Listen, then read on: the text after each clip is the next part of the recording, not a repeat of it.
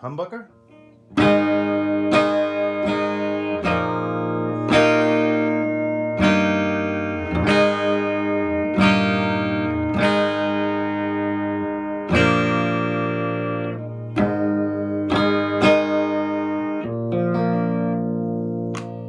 Bridge?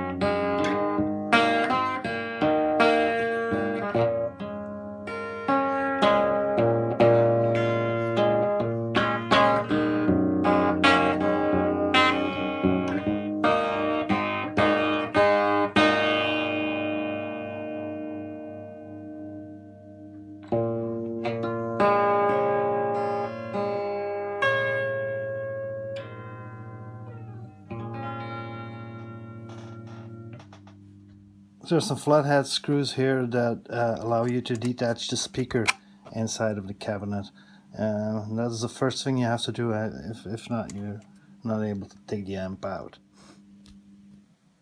Measuring speaker DC resistance 11.5 multiplied by 1.5 is at the half of that is we have like a 16 ohm speaker in this thing. Ampex Audio Incorporated, Sunnyvale, California. Patent pending. Great little amp, and it's got the venerable EF86. A tube used by Vox in the very early days, but then they did away with it because it wasn't always as reliable, especially since the 12A type tubes came in. But still, we have both of these in one amp. EF86 is a lot of gain. and then two 6v6s and an old style rectifier tube, 6AX5. This is a 6AX5 GT. I think this is the output transformer. I didn't immediately think that 58 would be a date to date the amp by. This RCA electron tube.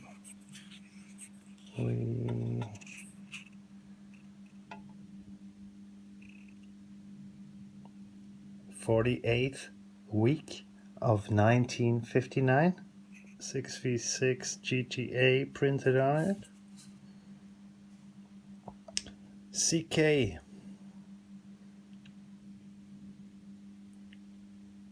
188.5 and the old General Electric logo. Yeah, nice. The power transformer has been replaced, I suppose. It's incredible that they found something which exactly fitted into this space. It's very tightly built. It feeds off 240 volts now. This is the CAN capacitor. It's got a few capacitors in there, and it's made by Sprague, and as you can tell, date code is 1955, 13th week. Here's the other side of the power transformer. The input controls, and there were a number of different inputs for tape recorders, record players, and what have you. Here is a fairly modern EF86 tube made by RSD. I think that's also a company in a low country somewhere, maybe even in Belgium. And the date code is 19 November 84. The other one is also a Belgian tube, AU12AU7. ECC 82, sorry. Can't immediately make out any production date on this one. Taking out a few screws, one was missing. We will be able to access at least this part of Sesame's cave. Yappa! Alright. Old Sprague filter caps. Will we be forced to take the whole thing apart in order to access all these components? We'll have to see. Then you'll have to unscrew all the nuts on the pots, take them off, and then you'll be able to take off the front panel. Yeah. There's the pots and a separate compartment with the switching thing for channel selection. It's got two more flathead screws here. Okay, here we go.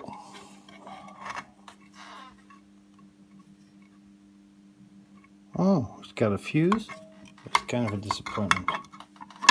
So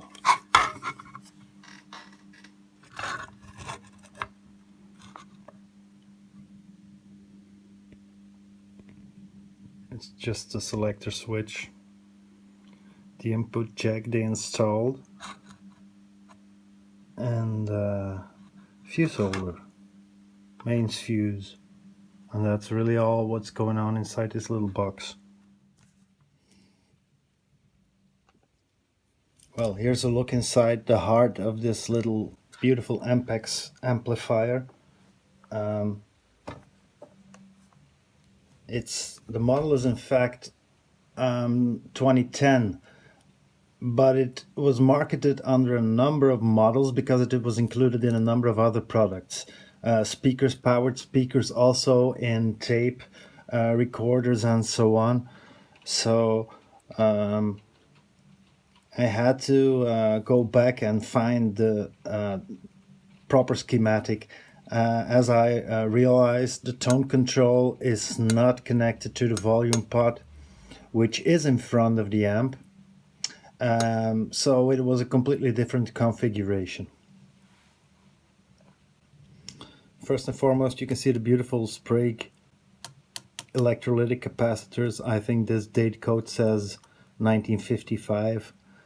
You get the impression it's got a lot of resistors, these big ones, but they're not resistors. These are all the famous bumblebee capacitors that are so wanted by guitar players, even though in a passive circuit, in your guitar tone circuit, the type of capacitor doesn't really matter. They're known to be very unreliable. So one thing that's clear, that was immediately clear to me, is the fact that the tone circuit is a very strange type of negative feedback circuit. It's connected to the output, to the secondary of the output transformer, so it's on the side of the speaker. These are the tabs where the speaker connects, like the built-in speaker, but you could also connect another speaker. And you see it's not just this thick lead coming from the output transformer, but there's a whole network. There's a capacitor going to the EF86 tube. Well, this shielded wire here brings in the signal from the jack, and this one, the green one, takes it to the grid of the first tube, that is the EF86. Going here, well, this pot is 250K, and if you turn it all the way up, the resistance to ground is only like maximum 250K, whereas we would always expect there to see like a 1 meg resistor on the grid to ground on the first preamp stage to get maximum amplification. So if the amp sounded a bit dull, these might be two areas in which it can be improved. Remove the tone circuit and maybe get a 1 meg pot in front of the grid to get proper resistance to ground, or maybe put a 1 meg resistor on the jack. It's also clear that some work has been done to the amp. If you compare the way, for example, this lead is soldered, the tap of this tube pin has been broken off, and there's still something of a metal remnant to which they try to solder. Like, I think this is the rectifier, yeah. Also the big blobs here and over here. So somebody's been in there with an iron that was not hot enough, that's for sure. But they didn't change much. They just put in, I think, probably the new power transformer. As you can see, it's been neatly mounted, but they had to drill new holes to fit it. I suppose these are the original holes for the transformer. Also, look how this has been prepared for leads that come out in other direction, come both ways. But it's a neat job because it really fits, exactly fits the space, and it's so tightly built. So before we go and start hacking our way through to this circuit, I'll put in the tubes again, fire it up, and measure some voltages, because I did find a schematic that mentions some voltages, and that should give us some indication of the functioning of the amp. I'm supposing that this prig will have to go. This is probably the bias, the cathode of the power tubes. Yeah, connected to that power tube. And I'm biased with a 360 ohm resistor. Let's get the schematic out and measure some voltages.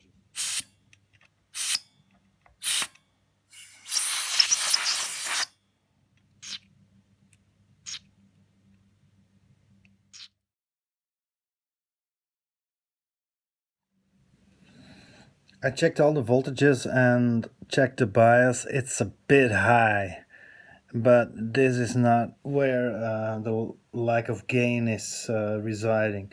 So there are several options, but first and foremost I want to disconnect the filter network. This is where the filter network connects, as there's a capacitor and there's a white lead. This one. All these components, the big cap and so on, all are part of the filter network. I'm also going to desolder the green one here, leave the ground in place, the black one, because this is still the ground for the whole front panel. Okay, the disconnected filter network gives a lot of extra gain, but very unpleasant sounds. This is maximum. Turn it down a bit.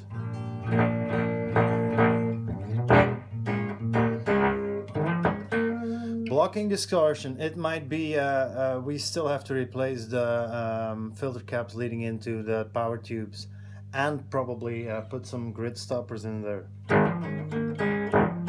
This is not it. What a big disappointment. Well, sometimes you eat the amp, and today the amp eats you. I now removed the 270k resistor. I saw no other schematic that does that with an EF86, and the graininess is not gone, but as soon as I max my guitar, I get a little sparkle and crunch. This is leading me more and more to believe that there's more resistance to ground needed to make this thing really work. But with regard to levels,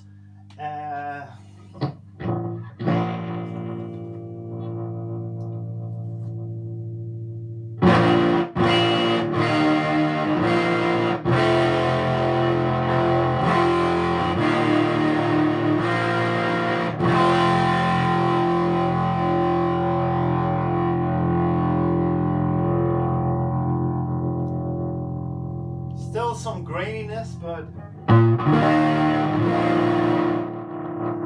if I turn my guitar volume down,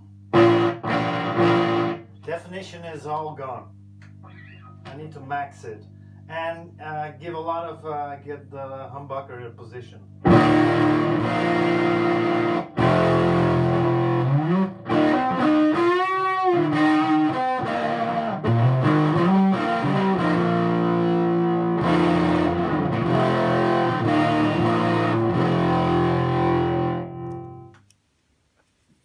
So here's the 270k I disconnected.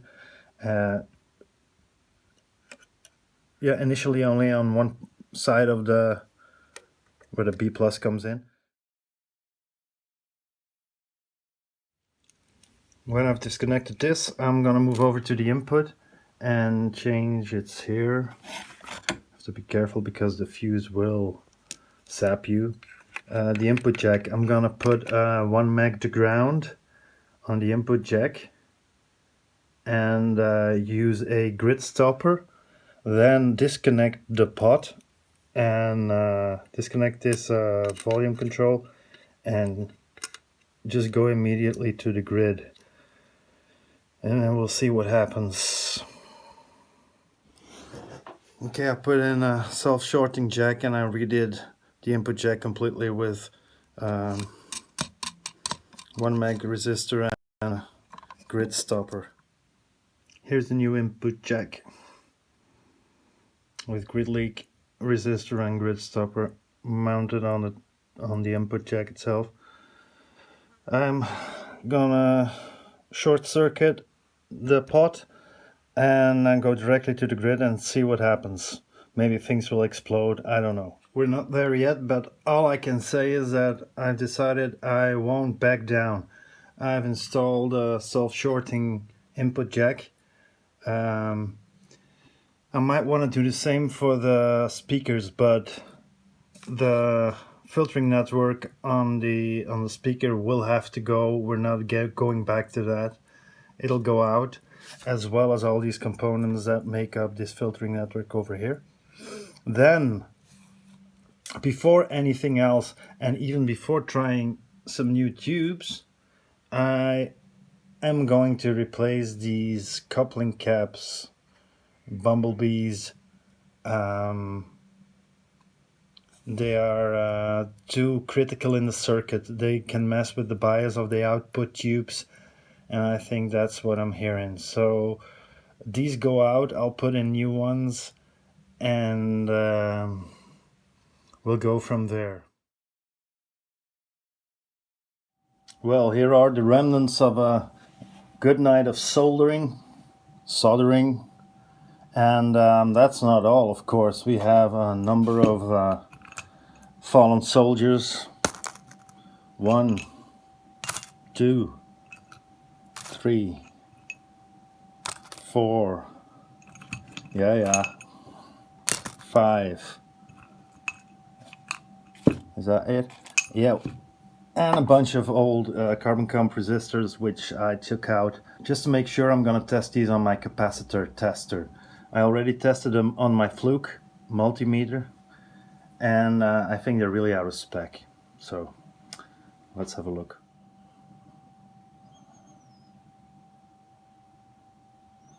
It's 153 nanofarads, while it should be 47. This is one of the coupling caps leading into the output tubes. Let's check the other one.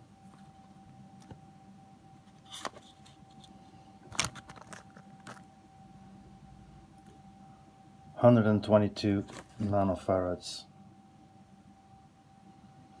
It's 73 nanofarads.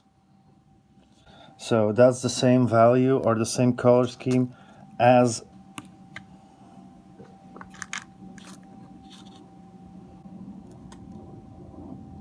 (47 2.2). Maybe this was a 33 nanofarad cap, and this is still, yeah, it's drifted. It hasn't drifted too much, but the other one was over. Also depends on where in the circuit these capacitors are. The 47 nanos saw a lot of action. They carry like 400 volts. The other ones were in the tone circuit and never saw any high voltage. That's probably why they are still okay. But this is what really matters. I've replaced the coupling caps by these orange capacitors, and I've added a 2K2 grid stopper for both power tubes. The same here. Grid stopper is right there in the red band one here, and this is coming off the phase inverter. Haven't tried it yet. It should make a real difference, considering the fact that we saw those caps were really leaky. Maybe this is the first change we should have done before anything else.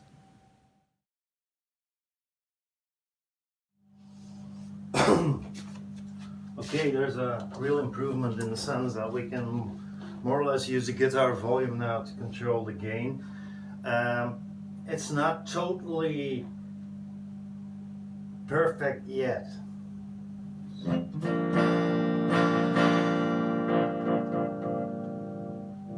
I'm just using the guitar volume now. Still some graininess.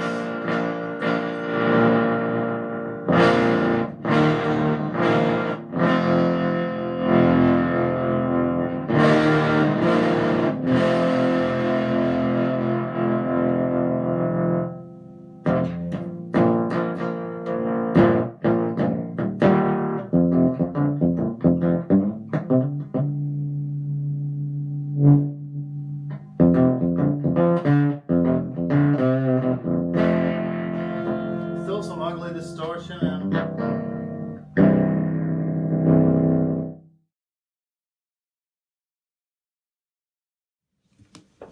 time for some new glass, new tubes, because I realized that the tubes were very mismatched. One was seeing like 15 milliamperes, while the other was seeing 35 milliamperes, and this could be the cause of the very asymmetrical, unbalanced sound that we're getting.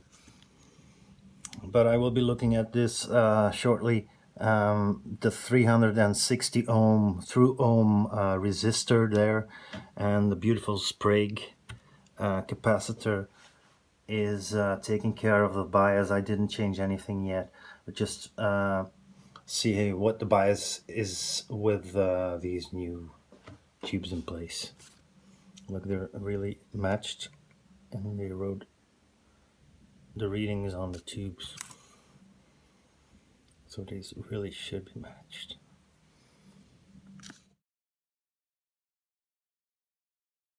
Cable.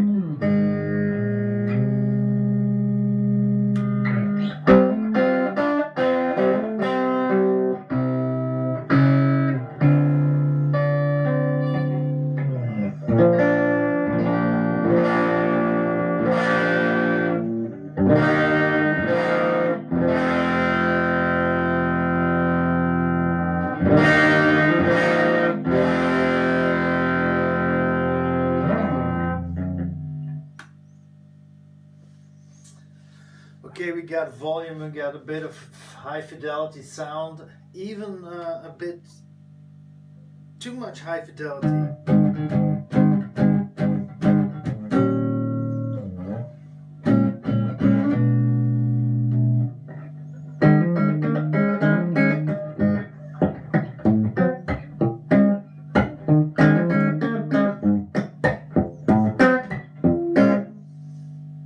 But this is all fine tuning.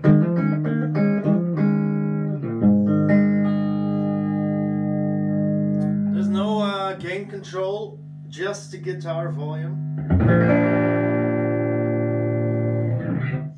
But it's got a lot more power than before we started out. In fact, that's what I knew was possible with 2 6v6s. This is the crunch we want. This is why people convert to Filmo sounds and give themselves a whole lot of trouble while they could just buy something like this. They're not. It's not like they're not sought after though. Like hifi enthusiasts tend to buy them, and I see them listed for about $200. Ampex 210.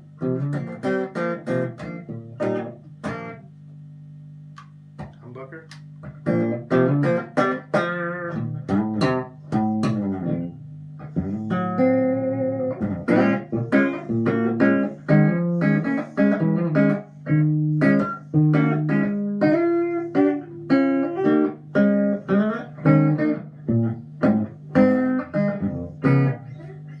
Need some tuning.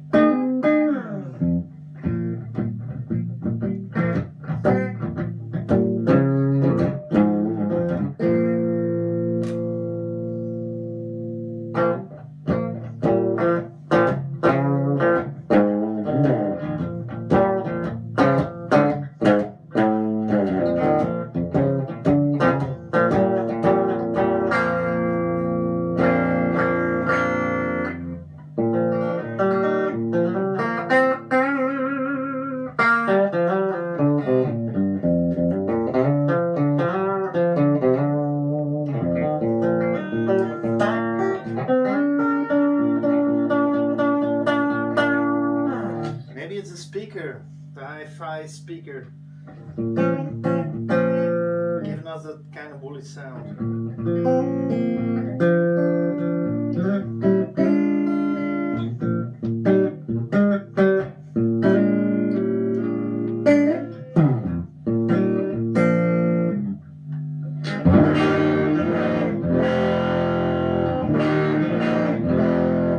Need some fine tuning, especially in the preamp, the EF86, but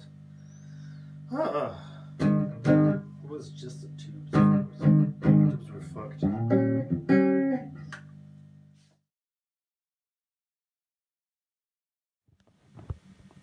Okay, here's a look at the speaker. You have to take all the screws out and then loosen the one at the back, the big black one. I'll show it in a minute.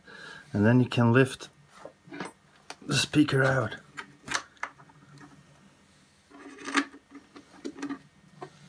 And as you can see, the big screw in the back just screws into the speaker itself.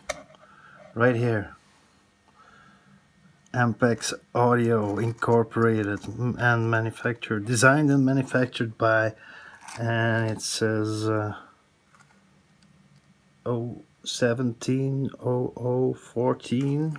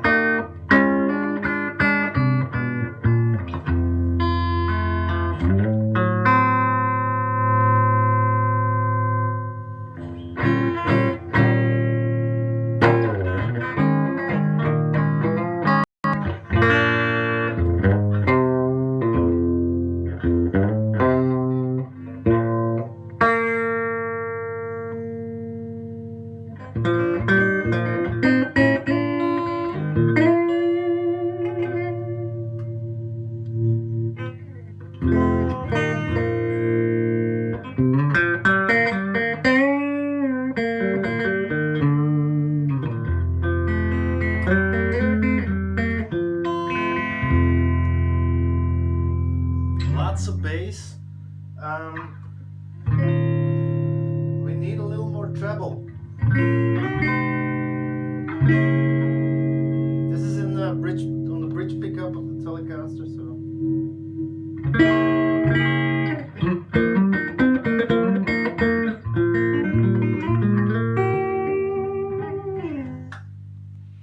Next up is to change this on-off switch. It's still like a 6-position switch for the different inputs. We don't need that. I'm just gonna put a toggle switch here and lose that whole construction. And then maybe get a connection for the output speaker jack installed also, maybe somewhere here on the front panel. That's all easy. The main problem is that right now this amp doesn't have any controls at all. It's on full gain all the time. I could put back the volume control, the gain control here. The problem is it can only go in front of the amp like the guitar volume, so it doesn't add anything at this point. The reason we cannot put it in between the preamp stage and the phase inverter is for the reason that the preamp is DC coupled to the phase inverter input. Normally we have a capacitor between the two stages. That is not the case here. In Merlin Blanco's book, which is about as close to the Bible for tube amps as you can get DC coupling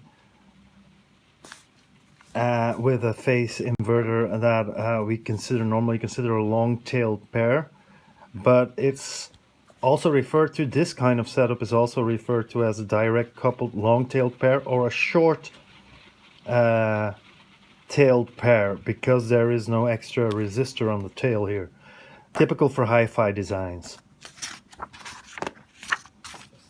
It does, however, provide much better immunity to blocking distortion than AC coupling. Despite this advantage, DC-coupled long-tailed pairs are rarely found in guitar amps. There is an exception, the Sound City LB series, because most circuits place a tone stack or volume control immediately before the phase inverter, which requires AC coupling to keep DC off the potentiometers. So it's not possible to insert tone control with this type of phase inverter. We'll need to change the phase inverter to a long-tailed pair, as is described here. Then we will be able to insert a tone control in between the EF86 stage and the phase inverter.